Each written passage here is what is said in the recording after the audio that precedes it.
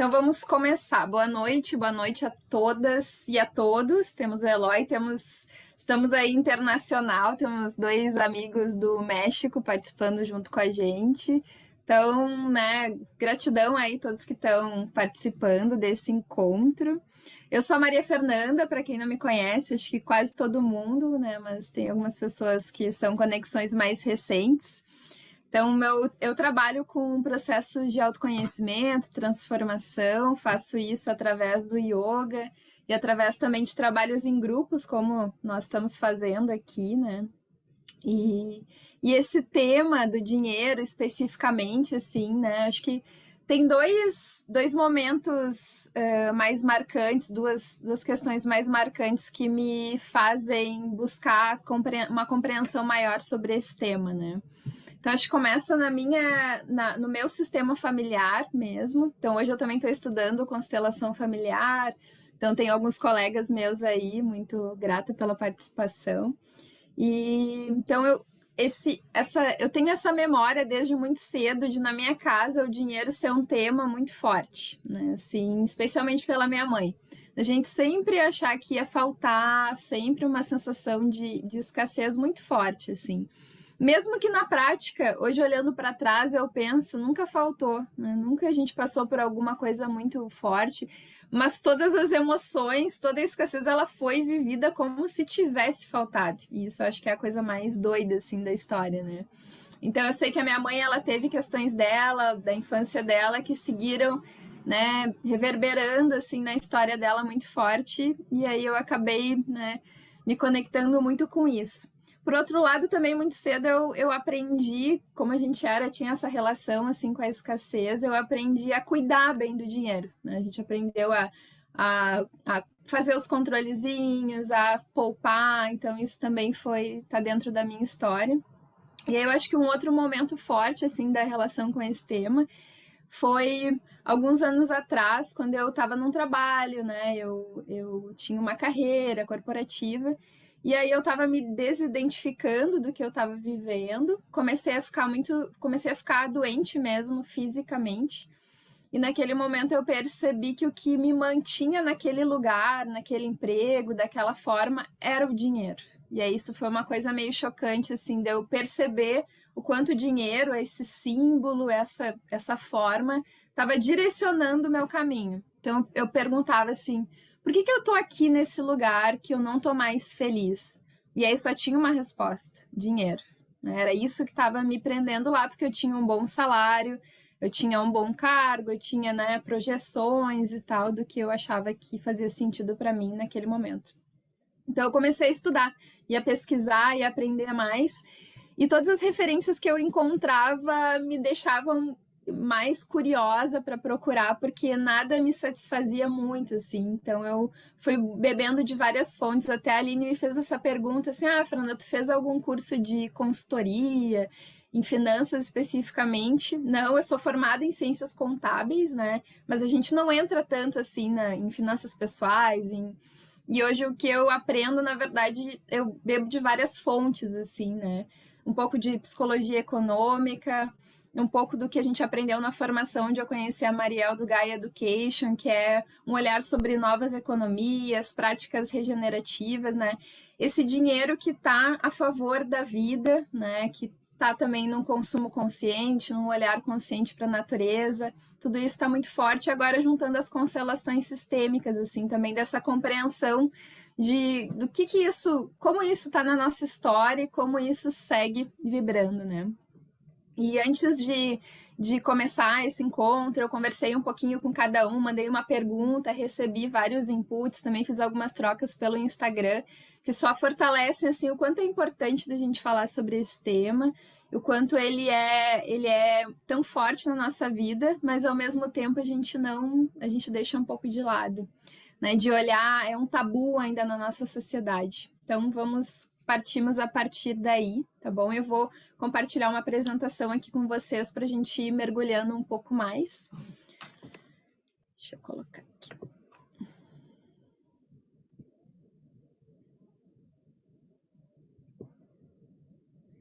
Vocês podem colocar, depois eu vou dar um espaço para dúvidas, tal, mas se vocês tiverem alguma dúvida enquanto eu for falando, vocês podem, ou algum comentário, podem usar o recurso aí do Zoom, né, do chat, de escrever alguma coisa, que daí a gente vai...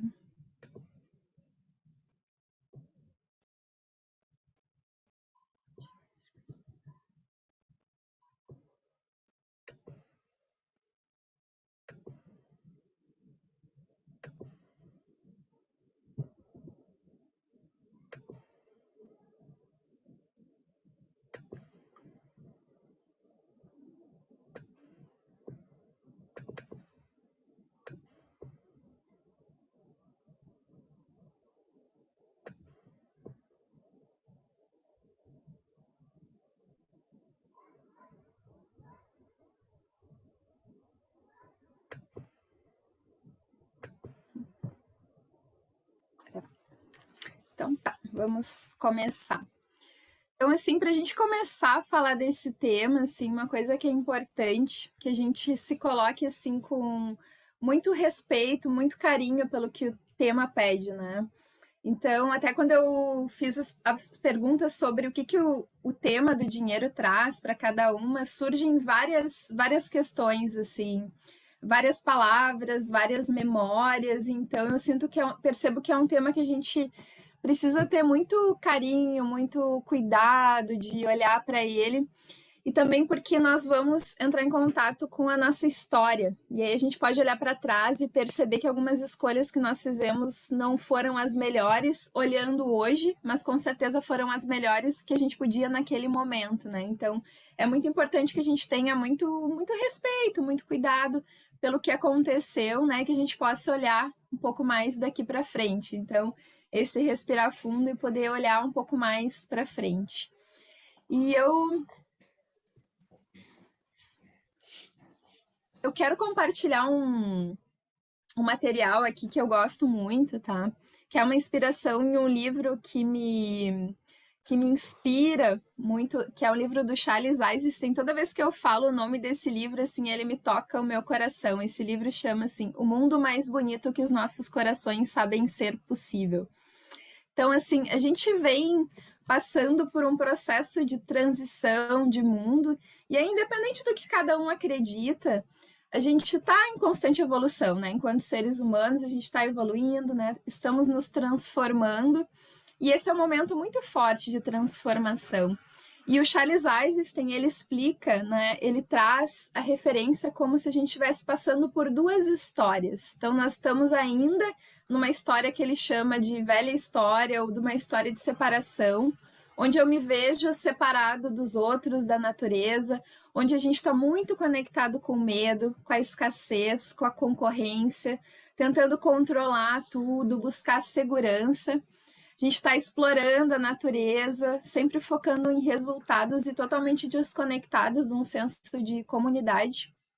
E nós estamos caminhando para um outro lugar, que é uma nova história, onde a gente tem mais conexão com o amor, com a abundância, um mundo mais colaborativo, confiança, um cuidado e conexão com a natureza, o propósito, expressar os nossos dons e uma vida em comunidade. Então, nós estamos nessa transição, até o Charles chama de um espaço entre as histórias, onde a gente está... Eu tenho a sensação que eu tô com um pé numa, memórias na outra, vou e volto, então a gente está sempre assim, né? Tanto que falo muito sobre transições de vida, e é bem essa sensação. Eu já percebo coisas diferentes, hoje eu estou morando num lugar aqui que me traz muito, que é muito regenerativo, muito abundante, mas volta e meia eu estou bem conectada com escassez, estou querendo controlar tudo. Então, vamos pensar que nós estamos indo nessa direção. E a relação com o dinheiro, acho que ela está mostrando muito isso, né? Então, a gente está vindo desse paradigma, dessa ideia de escassez, para caminhar para um novo paradigma. Mas isso ainda está muito vivo em nós, tá? Então, eu gosto muito desse livro, recomendo essa referência. E eu vou aqui, queria passar umas considerações iniciais e importantes, assim, para a gente falar desse tema, né? Então, o dinheiro a gente pode tentar pensar nele como uma forma de troca, né? É uma forma de... Antes se trocava Tem toda uma questão histórica de como o dinheiro foi criado e tal, mas vamos olhar por esse ponto de vista, que é uma forma de troca. Só que ainda é um tabu. E é meio doido da gente pensar que é algo que está presente quase todos os dias, se não em alguma coisa que a gente faz, mas em alguma decisão que nós tomamos, e ao mesmo tempo a gente tem dificuldade de falar. Ninguém fala quanto que ganha, ninguém fala quanto que gasta, ninguém fala sobre esses números, né? Tudo muito, né? Ninguém fala.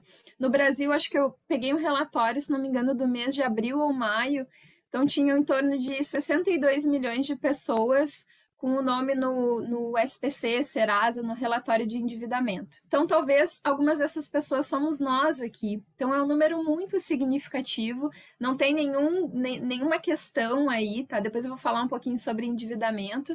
Então, assim, isso está muito presente para nós, as dificuldades, os desafios, e a gente não fala disso. Então, o convite inicial aqui também é que cada um possa ser, né, uma sementinha, que a gente possa trazer esse tema com um pouco menos de medo, um pouco menos de desconforto, que ele possa começar a ser mais nosso amigo, assim, né? Ao invés de ser algo que a gente trata com tanto afastamento, tá? E a nossa relação com o dinheiro, ela é emocional e não é racional. Então, é uma área da vida que muitas vezes nós compartimentamos, né? Ah, tá, aqui é a minha vida financeira e a minha vida, e por ela ser desenhada, ter o símbolo dos números, eu penso que é uma relação racional, só que não, só que é totalmente emocional. Tudo que a gente faz, as nossas escolhas, nós somos seres emocionais. A gente não consegue tomar as decisões simplesmente. Se fosse assim, seria tudo fácil. A gente, né, faria todas as coisas certinho, ia na academia todo dia, sei lá, faria tudo que comia, tudo que o que faz bem, mas não, né? A gente está sempre envolvida com as nossas emoções. E todo adulto precisa lidar com dinheiro, então não é uma escolha. Não tem, mesmo que eu tivesse muito dinheiro, eu teria ainda assim que lidar com dinheiro, né? Nem que seja só para conseguir gerenciar aquele muito que eu tenho, né? E para mim também falar de dinheiro é falar de sonhos, falar de escolhas, falar de medos. Então, assim, é muito maior do que esse símbolo, né? Um símbolo só como troca, é muito maior. E muito do que a gente faz ou não na nossa vida tem a ver com dinheiro. Onde que eu moro? Onde que eu trabalho? Será que às vezes até decisões importantes na vida, eu vou ter mais um filho ou não vou ter? O que que eu faço? Sabe, muitas das nossas decisões envolvem dinheiro. Então, ele não é nada separado, não tem a vida financeira, ela está junto com toda a minha vida e com as minhas escolhas. E aí eu vou trazer mais dentro desse livro que eu mencionei, porque que eu referenciei ele. Então, escassez para mim é o tema, vamos dizer assim, da minha dor, assim, né, da minha história, de como que eu percebi muito a minha relação com o dinheiro, e ainda tenho traços dela, né? Então, o Charles Eisen traz que a escassez ela é um dos traços fundamentais da vida moderna. E aí eu trouxe duas questões principais, assim, onde eu vejo mais presente, né? No sistema econômico e no nosso sistema familiar. Não estou dizendo que isso é uma definição, mas eu estou trazendo como pontos de reflexão para nós. Vocês estão me ouvindo bem? Tudo certo? Uhum. Então, assim, por que escassez artificial, tá? Se a gente pensar, vamos pensar assim na fome, sei lá, pessoas passam fome em determinados lugares, em outros lugares sobra comida. Então, assim, a gente tem essa ideia de escassez em muitos aspectos, só que não é exatamente escassez. A gente extrai muitos recursos e aí depois diz que falta. A gente perde de várias formas. Então, na verdade, o que falta é um gerenciamento, uma melhor distribuição, né, de recursos, de renda. Então, a gente vive em desigualdade social, em concentração de renda, onde poucas pessoas no mundo têm quase que todo o dinheiro que existe. Então, existe escassez mesmo? Falta dinheiro? Falta recurso? Ou será que falta essa distribuição? Falta... Exatamente. A Maria falou, tem comida para todo mundo, não tem dinheiro para comprar. E isso é muito doido, né? Porque agora a gente está passando por uma crise, né, econômica, diante de tudo que está acontecendo. O que falta é dinheiro. Tipo, as batatas não param de crescer assim, tô em crise, não vou crescer, vou ficar aqui. Não, não. E é muito doido porque a gente começa a falar sobre crises, tanto que tem algumas comunidades que em momentos de crise criam as suas moedas locais, tem várias. Aqui, depois a Mariel vai. A Mariel é uma super amigona minha dos estudos das economias, das novas economias, né, Mari? Então, assim, tem vários lugares que depois a Maria vai falar um pouquinho para nós também, mas tem vários lugares que estão criando outras formas de troca, porque no final das contas falta o dinheiro, mas não falta o recurso. E aí, qual é a outra forma que a gente tem de conseguir? Então tem todo um estudo de novas economias, trazendo outros conceitos, que não é o que a gente vai entrar necessariamente aqui hoje, mas é muito bom a gente saber que tem outras formas de pensar. O que está faltando realmente? Falta o dinheiro, mas os recursos, né? Os serviços, as pessoas, continuam aí. Então, assim, existe escassez mesmo, essa sensação de, quando começou a pandemia, todo mundo foi lá e comprou tudo, né? Existe realmente, ou isso está muito mais internalizado, tá? Então, e aí nessa busca, e aí nós estamos num marketing, né, que todo dia a gente acorda, a gente olha lá no Instagram, olha os filtros, não sei o quê, aí eu começo a querer várias coisas que eu nem sabia que eu queria, né, eu vou, quem sabe eu melhoro isso aqui, quem sabe eu compro isso. Então a gente está num marketing que está sempre também nos colocando essa informação, né, né, se tu tiver isso aqui, tu vai ser mais feliz, né, sempre trazendo essas informações e a gente tentando buscar e se adaptar a tudo que vem de todas essas mensagens, a sensação que a gente é bombardeado de todos os lados. Por exemplo, quando eu morava em Porto Alegre, eu tinha parado de ir no shopping, porque muitas vezes eu ia só quando eu precisava comprar alguma coisa específica. Mesmo que eu tivesse o mais consciente possível, eu entrava lá e quando eu via, eu estava com necessidades que eu não tinha. Sabe, mas aquilo ali ia ficar bom em mim, né? Mas peraí, até eu entrar aqui tava tudo certo, eu não tava precisando de nada uma dessas coisas, né? E de novo, eu não tô falando sobre não consumir, porque não é esse o caminho. A gente sim tem que trocar, sabe? E as trocas podem ser abundantes para todo mundo. Mas consumir de um lugar de conexão, né? Eu sei o que eu tô buscando. Eu preciso disso aqui. Eu mesmo, não, eu vou me dar esse presente, mas de um lugar de consciência, não de uma necessidade não preenchida lá do meu coração ou do que eu estou passando, ou simplesmente de estar recebendo todas essas mensagens e respondendo a elas, né? Então é de outro lugar que vem essa percepção de consumo consciente. E então tá, e concentração de renda e desigualdade eu já falei também. E aí, de outro lado, no nosso sistema familiar, então assim, muitos de nós tivemos na nossa história, né, muito, muito forte ainda, ou às vezes assim, na nossa ancestralidade, tanto dos nossos pais ou avós, teve gente que ainda tem gerações muito próximas que passaram por guerras, né? Então, assim, a falta, ela foi experimentada pelo nosso sistema, por muitos de nós, né? Então, na minha família, ainda nos meus pais, isso era presente. E aí, o quanto que isso ainda está vivo para nós, né? Tem muitas pessoas que me falam e ainda sentem isso, assim, de encher os armários de comida, mesmo que mora do lado do mercado. Mas eu não gosto de pensar que pode faltar aquilo ali se eu não tiver. Então, isso é bem comum de acontecer, assim, né? Então, assim, observar que talvez a gente ainda esteja repetindo esses padrões, a gente ainda esteja com essas memórias, né? Porque isso ainda está muito próximo, então a gente ainda está nesse paradigma da escassez e isso ainda está vivo, está repetindo para nós e nós estamos tendo essa possibilidade de refletir, pensar e seguir outros caminhos. Então é essa a ideia aqui. Deixa eu passar o próximo. E aí, então, assim, tá, mas Fernanda, assim, ó, para mim tem uma solução. Eu ficar rico. Se eu ficar rico, acabou a escassez, acabou, ninguém mais não vai faltar, vou dar dinheiro para todo mundo e tal. Então eu trouxe tem várias pesquisas, várias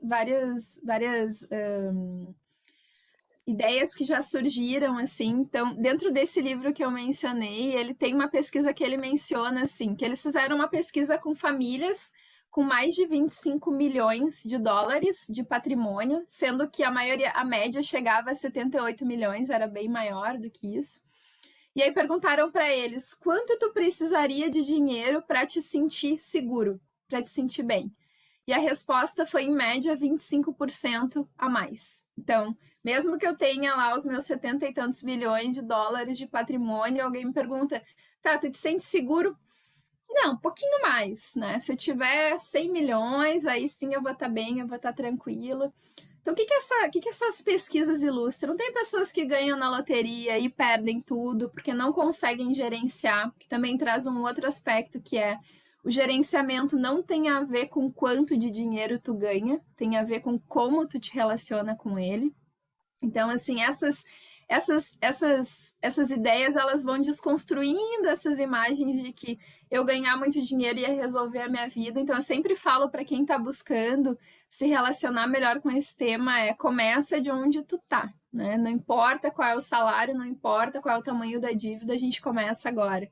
Para que, se chegar o cenário melhor, e a gente vai buscar o cenário melhor, a gente vai estar mais pronto ainda, né? Mas então, o que o Charles traz aqui?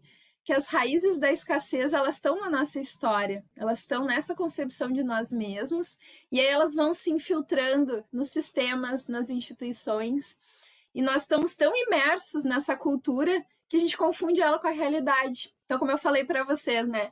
Minha mãe sempre sofreu com a falta de dinheiro, eu também, né, senti isso. Faltou dinheiro na infância dela, mas depois de um determinado momento não faltou, mas o sofrimento ele seguiu, né? Então é isso que a gente precisa perceber, assim, qual que é o cenário real? Então todo mundo que está aqui hoje, né, tá com certeza acima da linha da sobrevivência, tá com as suas necessidades básicas preenchidas e tá tendo a possibilidade de pensar, de estudar, de refletir. Então a gente está dentro aqui de um núcleo de privilégio diante do cenário do nosso país. Então nós temos a possibilidade de escolha, né? Quais escolhas que nós estamos fazendo? Então, esse contexto, para nós, ele é favorável, mas a gente vem de uma sociedade que não tem educação financeira desde a base, né? Cada vez mais trazendo mais gatilhos de consumo, menos a gente usa o dinheiro físico, mais o dinheiro é quase que uma entidade assim que a gente não vê mais, entra e sai. Então, assim, exige mais do nosso conhecimento e do nosso estado emocional para lidar com isso. Então esse é só para dizer que eu sempre falo, não, ganhar na loteria não vai resolver tudo se tu não souber. Então aprende a lidar bem hoje, se ganhar na loteria vai ficar melhor ainda, mas se ganhar na loteria e não tiver aprendido a lidar, vai ser mais desafiador. E aí a gente entra nesse conceito, nessa ideia, nessa perspectiva de abundância. Queria essa percepção assim que vai muito além do dinheiro, se conectar com a gratidão pelo que nós temos, né? De perceber a natureza, todos os recursos que estão disponíveis. Dentro da visão sistêmica, da constelação mesmo, ela traz essa imagem de uma conexão com a nossa mãe. Por que com a nossa mãe? Porque foi a primeira mensagem de abundância que a gente teve lá, desde a nossa gestação, a gente recebeu tudo o que precisava para nascer. Então, para ficar bem, todo mundo aqui, né, venceu no nascimento, estamos aí. E a gente recebeu todos os recursos que a gente precisava. Então, foi essa primeira ideia, assim, de que não faltou. Ninguém estava lá te fornecendo nada externo, só essa conexão com a tua mãe, só essa conexão de todos os recursos estavam sendo passados para nós nessa. Então essa primeira imagem assim de conexão, então dentro da visão sistêmica tem muito da nossa conexão com a mãe, que daí a gente pode trabalhar e é uma relação que a gente vai trabalhar a vida toda, tá tudo certo. Todo mundo tem aí os seus desafios, mas que a gente vai avançando e vai sentindo, vai percebendo como pode melhorar assim na vida, né? E eu guardei a última frase, assim, tudo que tem mais valor na vida não é quantitativo. Então, a gente vem desse paradigma de ficar medindo as coisas, de medir o sucesso das pessoas. Eu muitas vezes já me percebi falando assim, fulano, se deu bem. Tá, mas nós estamos falando em termos de quê, né? Então, esses dias até compartilhei no Instagram um estudo que a gente fez que fala sobre diferentes formas de capital. Então, quais são os capitais, as riquezas que a gente tem? Qual é o conceito de riqueza? Tu pode ser rico de dinheiro, mas tem muito mais conceitos de riqueza na nossa vida, os nossos relacionamentos, a saúde, a natureza, né? Tá se sentindo bem, isso independe do dinheiro. É claro que a pobreza, ela é fonte de sofrimento, sim. Se faltar recursos, a gente vai sofrer. Se eu tiver com fome, se eu tiver faltando alguma coisa, vai me gerar mais sofrimento. Agora, a partir de um determinado nível, e a gente gera meio que uma curva que não avança muito, não é isso que vai definir a felicidade, mas vai nos dar conforto. Só que não é só sobre o dinheiro. Então, queria trazer essa ideia assim de reflexão para que a gente pense quais são as riquezas que a gente tem, muito além do dinheiro, né? Os nossos relacionamentos, tudo que é mais importante na nossa vida, a gente não conta, não consegue medir, né? As nossas relações, o amor, são as coisas que nós vamos olhar depois atrás para nossa história e vamos dizer, nossa, que bom que eu vivi isso, e não tinha nada a ver com dinheiro, com... E aí eu queria convidar a minha amiga Mariel para ela compartilhar um pouquinho. Esse tempo eu converso... A Mariel, ela é mexicana, tá? E ela fala muito bem português.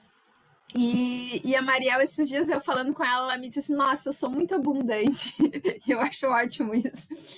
E quando eu compartilhei no Instagram esses dias falando sobre abundância, alguém me respondeu dizendo, ah, Fernanda, então essa que diz que é abundante, ela é rica de dinheiro na visão dela.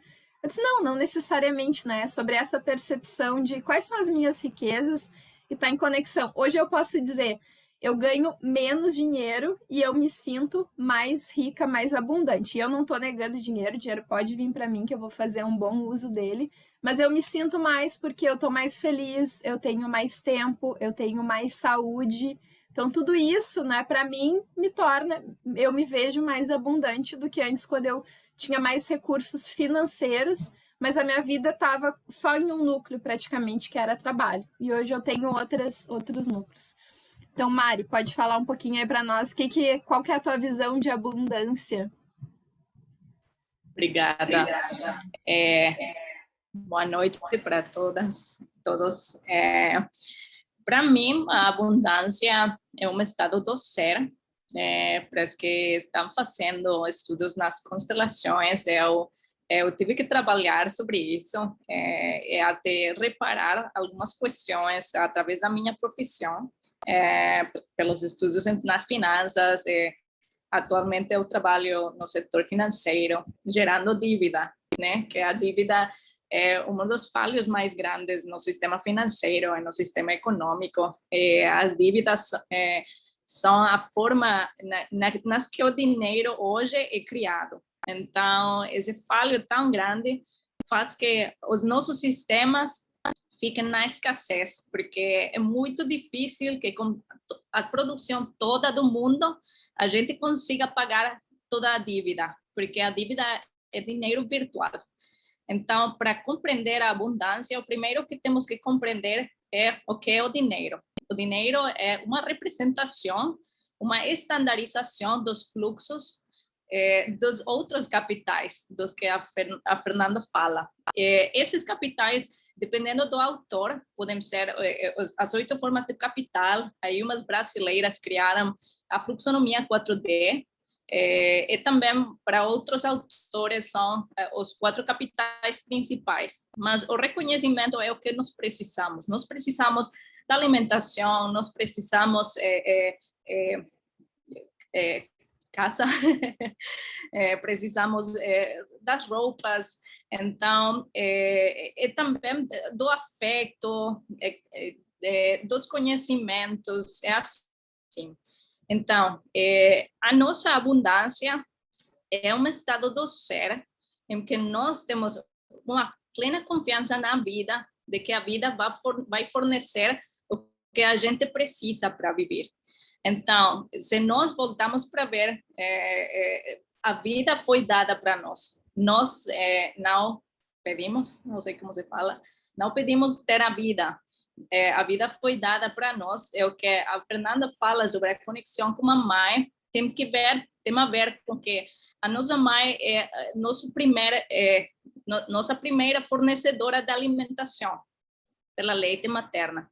Então, nesse reconhecimento dos fluxos da energia ou dos capitais, nós também temos que olhar para a reciprocidade e a nossa contribuição para a vida, através dos nossos dons. Muitas vezes nós achamos, como vou eu para contribuir a sostener a vida, porque a vida, as que estão estudando sobre as constelações, o sistema familiar sempre tem uma tendência para sostener a vida. É o mesmo como a Terra é um sistema que está se autorregulando para sostener a vida.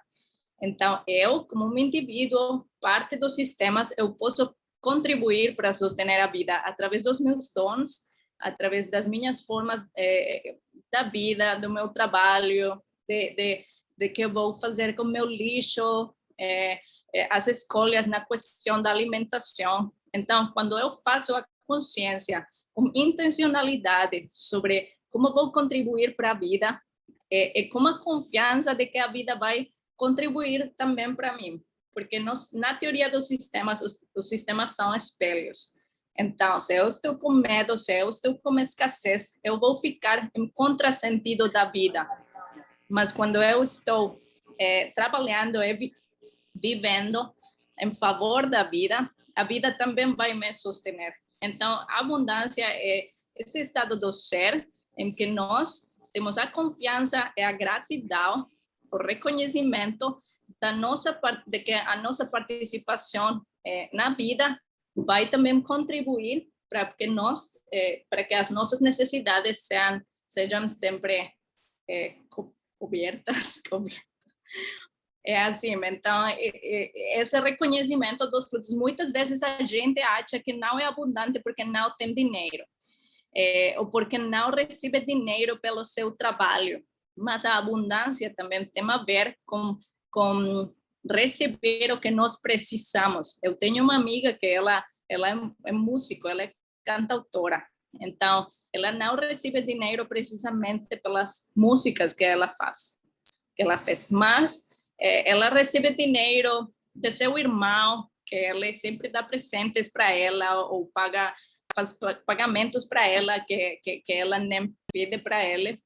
Ela sempre está muito frustrada porque quer receber o dinheiro pelo seu trabalho. Eu falo para ela que ela tem que considerar que esse fluxo da abundância para o irmão dela, que o irmão faz chegar para ela, é a abundância própria dela. Então, a abundância não é linear, a abundância é uma rede, é um fluxo de muitos capitais, muitos recursos e muitas energias que, se nós fluímos com elas, então elas vão fluir para nós também. Muito bom, Mari, obrigada. Eu acho que é bem isso, e é esse reconhecimento, porque esse fluxo ele está acontecendo. Eu lembro uma das primeiras conversas com a Grazi sobre isso, a Grazi que está aqui, que é minha amiga também, a gente falando sobre, eu disse para ela, vou te dar uma carona, tu não ia pagar o Uber, então assim, tu acabou de receber algo, tu vai receber algo, né? E a gente está o tempo todo nessas trocas. E aí, se eu defino que só um aspecto da minha vida, que é a parte financeira, define se eu sou abundante ou não, se eu tenho recurso, mas eu tô viva, eu tenho alimento, as coisas chegam para mim, então é muito maior, né? E de novo, a gente não tô indo para um lugar de eu não quero receber dinheiro, não. Eu quero receber dinheiro porque eu quero fazer o bom uso desse dinheiro. Eu tive uma conversa também com uma amiga. A gente está vivendo, né, vendo tantas crises, tantas coisas difíceis acontecerem. E tem algumas pessoas com uma sensação muito forte, às vezes, assim, eu não quero dinheiro porque tem pessoas passando fome, então eu também não quero. Seria, né, nada a ver eu ter. Não, mas se eu tiver, eu posso ajudar, eu posso contribuir. Se não chegar para mim, dentro desse sistema, não vai chegar diretamente para aquela pessoa, mas eu posso atuar de várias formas e eu dar esse dinheiro, fazer a doação lá para a Mônica, né? Que faz um projeto social que vai lá toda quinzena ajudar o pessoal da rua. Então, se o dinheiro chegar para mim, eu faço bom uso dele. Eu não preciso criar esse bloqueio e essa imagem, né? E essa conexão, porque se não vier para mim, vai para o cara lá da Amazon lá e pro sei lá para onde de novo, né? E segue indo para tudo que é lado e não chega para quem está mais lá nas bases, né? E aí tem toda uma transformação social que precisa acontecer para que essa renda seja distribuída de uma melhor forma. Mas a gente negar o recurso não faz com que ele chegue num outro lugar, né? A gente também pode atuar como agente de transformação, fazendo as nossas doações, contribuindo, enfim. E então, assim, o Bert Hellinger fala muito isso, assim, o dinheiro, ele está a serviço da vida. Então, assim, de novo, se o dinheiro chega para mim, eu posso ir para o mais no sentido de, agora eu moro num lugar bem pequeno, eu sou autônoma, então eu vejo esse fluxo do dinheiro ele acontecendo. Os meus alunos me pagam a aula, eu vou ali, pago o meu professor do funcional, e aí eu vou ali e compro uma blusa numa loja local. Então, esse fluxo ele está sempre acontecendo. E aí, quando ele acontece, ele é abundante para todo mundo, ele está contribuindo para um todo, né? Eu estou buscando esse equilíbrio entre dar e o receber. E o dinheiro é fluxo, ele não é essa imagem de estancar. Conversei esses dias com uma amiga que falou sobre, eu queria mais dinheiro para guardar. É sempre bom a gente ter um objetivo com o dinheiro, né? Vou guardar para. Tudo bem, eu quero ter uma reserva, porque eu sou autônoma, às vezes as minhas entradas, eu quero fazer uma reserva para mim viajar. Não faço para ficar doente, né? Eu quero fazer uma reserva para, né, a gente pode fazer esses planos e esses sonhos, mas com um objetivo, né? Não simplesmente para pensar, eu quero guardar se um dia eu precisar de uma coisa, se acontecer uma coisa muito ruim. Não, a gente pode pensar nessas coisas boas que pode acontecer e sim ter as reservas aí para, principalmente quem é autônomo ou, né, se acontecer alguma coisa, tu tem um caminho, isso pode te tranquilizar um pouco, né, o teu processo. E a gente traz também, né, muito da questão de consumo consciente, manter as nossas trocas. E tem uma pergunta que ela é muito forte para mim, ela tem muito significado. Quanto que é suficiente? A gente nunca para pensar assim, quanto que seria suficiente para mim? Né? O que me traria eu teria todos os recursos, seria bom para mim fazer as coisas que eu gosto e eu viveria bem. Quanto que é o suficiente para eu viver bem? Como que eu posso me abrir para isso, para essa possibilidade de receber tudo que é suficiente para mim? Como que eu posso confiar na vida que tudo que é suficiente para mim vai ser dado, vai chegar até mim? E também o dinheiro, né? A gente traz essa reflexão sobre tempo e energia de vida, né? Não tem como a gente desassociar o dinheiro do trabalho, porque hoje, para a maioria das pessoas, é como ele chega até nós, e por isso que nós temos que pensar bem, né? Sobre quanto nós estamos trocando e como que está esse fluxo, o equilíbrio dessa relação com o nosso trabalho. Eu sou bem remunerado, eu não sou como eu me sinto com relação a isso, porque o meu tempo com o meu trabalho é a minha energia de vida, e aí isso está voltando em forma de dinheiro, então tem e aí se eu vou lá e consumo um monte de coisa que eu não gostaria, de alguma maneira eu usei meu tempo de vida para ter aquele recurso, para ter algo que eu não precisava. Então trazer essa percepção, essa reflexão sobre a relação de trabalho, quanto que eu preciso, né, para comprar, para ter alguns recursos, né? E aí isso pode ajudar também para quem precisa melhorar na questão de consumo, trazer mais consciência. Vamos lá, que eu quero deixar depois uns minutinhos para a gente trocar. Apresentação aqui.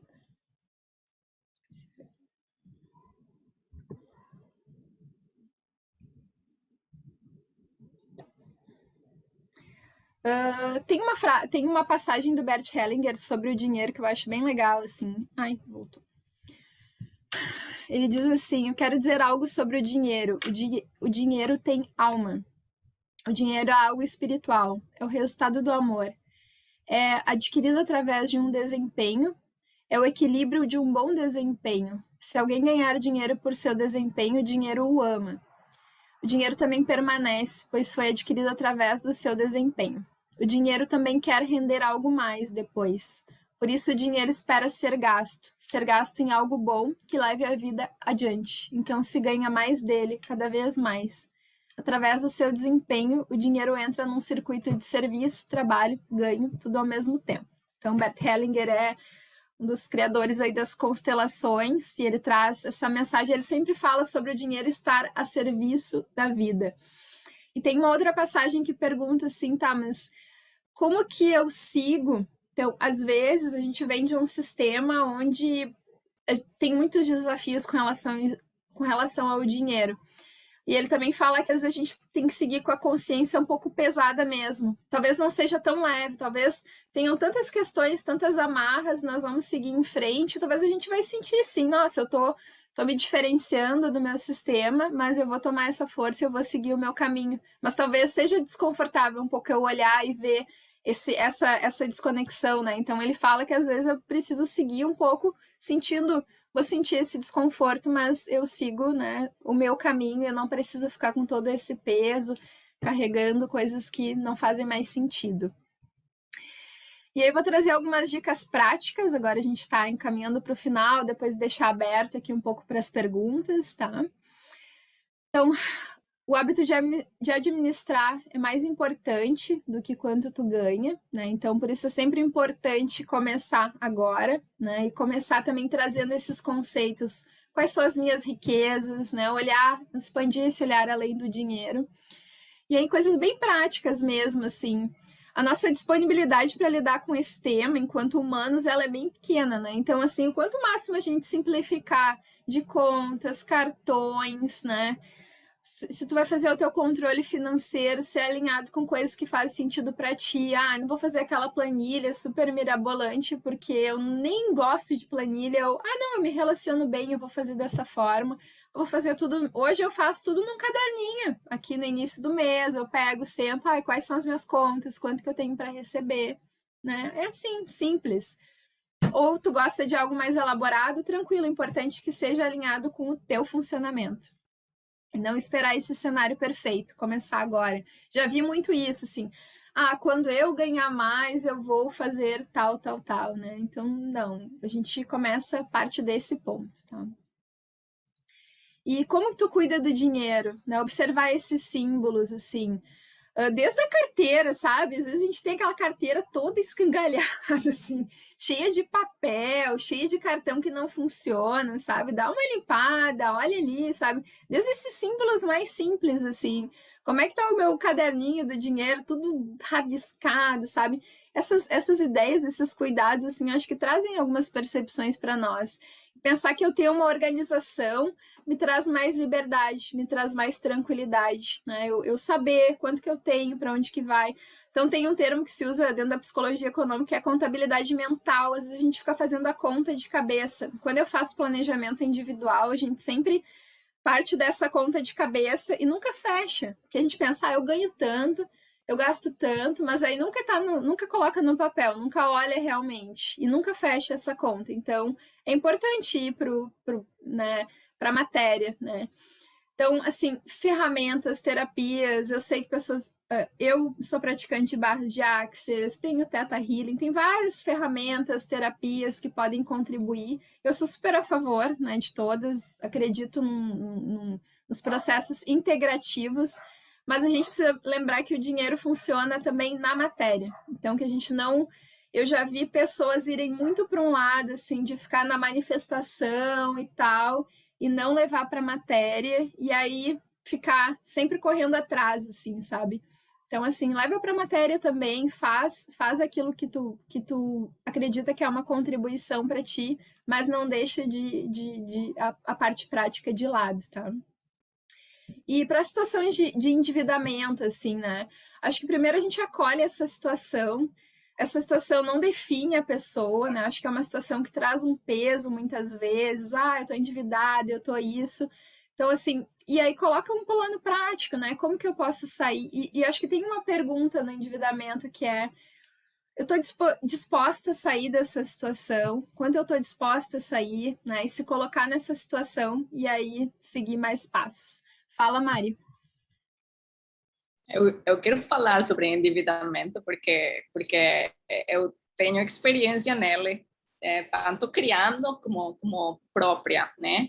E como a Fê fala, primeiro a gente precisa acolher a situação e também olhar para a origem da dívida, porque a dívida tem uma origem tanto prático como espiritual.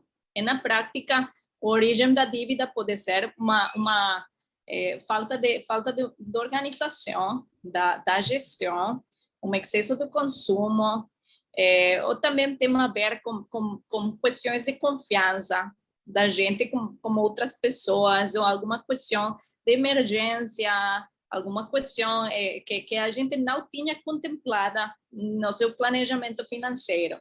Mas também é uma questão do significado da dívida para a gente, porque a dívida pode ser uma compensação de algo, a dívida também pode representar culpa, a dívida pode representar também que a gente está, para as consteladoras, que a gente está fora do seu lugar.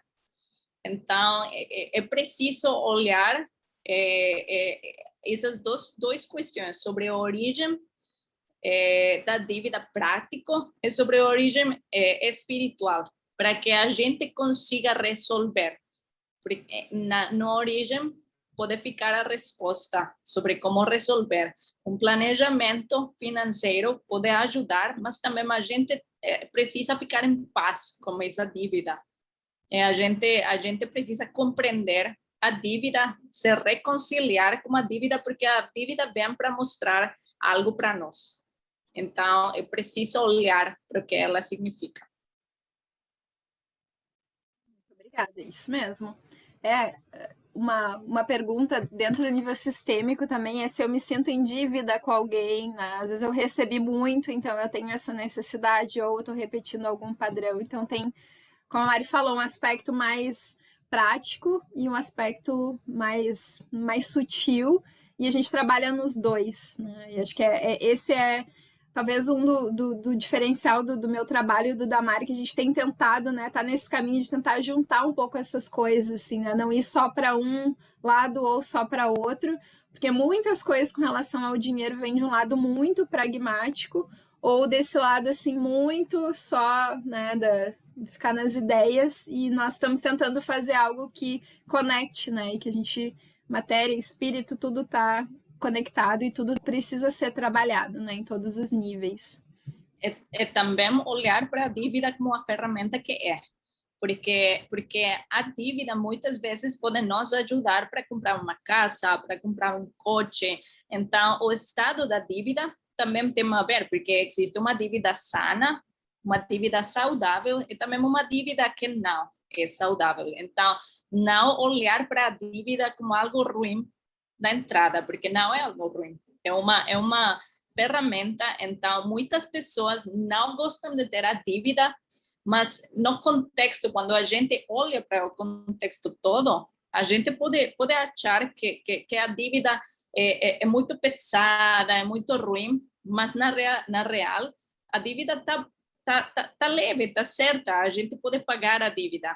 Então, é preciso olhar para a relação com a dívida. A origem, a relação, a dívida está sendo útil para mim, é uma ferramenta ou é uma carga?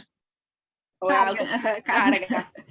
Eu Sim. sou dessas que sempre tentei fugir da dívida, assim, de sentir o peso, assim, mesmo quando eu fui comprar um apartamento e tal, nossa, assim, foi muito difícil dar o passo de assumir a dívida, porque também vem nessa confiança, né? Nessa confiança de que eu vou receber todos os recursos para fluir isso, né? Então eu sempre tentei pagar muito as coisas à vista, assim, mas também acho que é um bom ponto que tu trouxe, assim, a dívida também é algo que está proporcionando, né, muitas coisas na nossa vida, que é um caminho para que chegue até nós, assim, muito Sim, bom. tem a ver com a confiança, o crédito que a gente tem, porque para que alguém dê um empréstimo para nós, é que nós somos confiáveis. Então, olhar para esse contexto todo, olhar também para a abundância através da dívida, que é um fluxo também de energia, de recursos para nós, que nós vamos devolver. Existem instituições que não são muito éticas nos empréstimos, então também olhar para as melhores práticas para contrair uma dívida. Muito bom.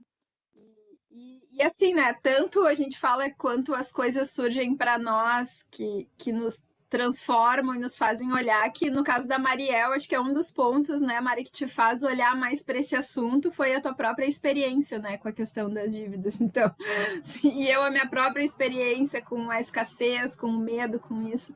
Então, todas essas questões nos fazem ir atrás, né? Até quando eu estava conversando com a Aline essa semana sobre isso, assim, vai atrás da tua curiosidade, aquilo que é dor para ti ou que te traz, né, te faz buscar informação, vai atrás, e aí a partir disso a gente vai aprendendo e vai aplicando e vai sentindo a diferença, né, na vida, e é muito bom. Isso aí, vem de um processo de cura mesmo. E os autônomos, assim, é um capítulo à parte, né? Eu quis trazer só uma pinceladinha, porque eu sei que tem algumas pessoas aqui que gostariam de saber, acho que é o último slide de conteúdo que eu tenho, e aí eu quero, né, liberar quem... A ideia era trazer hoje bastante esses conceitos, né, tudo que estava por aí, e aí a gente vai ter mais um tempo para conversar para quem tiver disponível, tá? Então, os autônomos, assim... Autônomo é um capítulo à parte, né? É um mundo relativamente novo para mim, então eu sempre fui funcionária de empresa com salário fixo e aí lidar com as incertezas. Então eu percebi que para os autônomos o autoconhecimento ele é essencial, né? Como eu lido com as incertezas? E aí eu refletindo sobre isso, porque tem qual que é o tipo de negócio que tu tem ou de serviço que tu presta, porque são muitas variáveis. Então eu estava pensando, eu sou professora, trabalho com grupos, né? Trabalho com terapias, então tem fluxos, né? Mas ao mesmo tempo eu sei mais ou menos quantos alunos eu tenho, quantas horas eu tenho disponível. Mas, por exemplo, aqui na praia onde eu moro tem um restaurante e aqui o tempo é muito variável. Então, assim, a área de alimentação tem muitos ramos que tem muitas variáveis, assim, muitas coisas impactam, né? Se vai ter movimento no negócio ou não. Se chover, as pessoas vêm. Não vêm. Se não chover, vem. Se tiver sol. Então, assim, cada negócio tem características muito específicas. E eu acho que é bem importante a gente se perceber, assim, como que eu lido com as incertezas. Porque para algumas pessoas, tem gente que até gosta. Tem gente que tem uma adrenalina, assim, tá, não sei quanto que é e tá tudo certo, eu vou me adaptando. E tem outras pessoas que sofrem muito, né? Então, assim, qual que é? Então, acho que esse é o primeiro ponto que eu parto, assim, qual que é o meu tipo de negócio, como que eu me relaciono com isso, como que é o meu faturamento, ele é mensal, ele varia muito. Quem sentir, né, de ter uma reserva, porque às vezes o autônomo tem que pagar alguma coisa antes das entradas, então às vezes é legal ter um capital de giro ali para tu conseguir não precisar ficar numa situação que vai te causar ansiedade, né? Então é bem importante essas questões de autoconhecimento mesmo e ter o teu orçamento com uma base numa média do que tu fatura, mesmo que ele varie, existe uma certa média, né? Então ter o orçamento com base nessa média e aí tu vai, quando tu tem mais recurso, né, tu vai tendo outras possibilidades. Mas, assim, só uma breve pincelada, né, nos aspectos bem práticos, assim, da questão dos autônomos, pra gente... Mas esse dá para entrar bastante aí. Deixa eu ver se eu consigo aqui no último que eu quero mostrar para vocês.